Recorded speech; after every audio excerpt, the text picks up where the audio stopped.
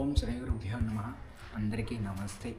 ఈరోజు ప్రముఖ ముఖ్యమైన సుబ్రహ్మణ్య స్వామి 6 క్షేత్రాల్లో ఒకటైనటువంటి తిరుత్తని మనం ఇక్కడికి వచ్చున్నాం. ఈ ఆలయానికి ఇంత విశిష్టత ఉందా? అసలు ఈ ఆలయం ఎక్కడుంది?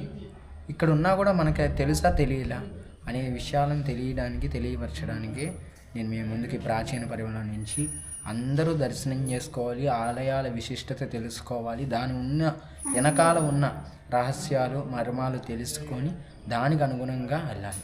ఒక్కొక్క క్షేత్రానికి ఒక్కొక్క మహత్యం ఉంది, ఒక్కొక్క ఆలయానికి ఒక్కొక్క అభిరుచి, ఆ కోరికను బట్టి ఆలయ విశిష్ట అభివృద్ధి అనేది జరుగుతూ ఉంటుంది.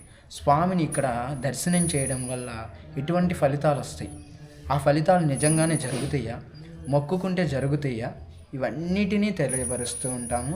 చూడండి, సుబ్రహ్మణ్య స్వామి 6 ముఖ్యమైన క్షేత్రాలన్నిటినీ దర్శనం చేసి ఆలయ విశిష్టతను, ఆలయానికి ఉన్న గొప్పతనాన్ని, పురాణాల ప్రకారం స్వామివారు ఎలా వెలిశారు అనే విభిన్న రుచులన్నిటినీ కలిపి ఏకదాటిగా స్వామివారి ఆలయాల దర్శనం చేపిస్తున్నాము.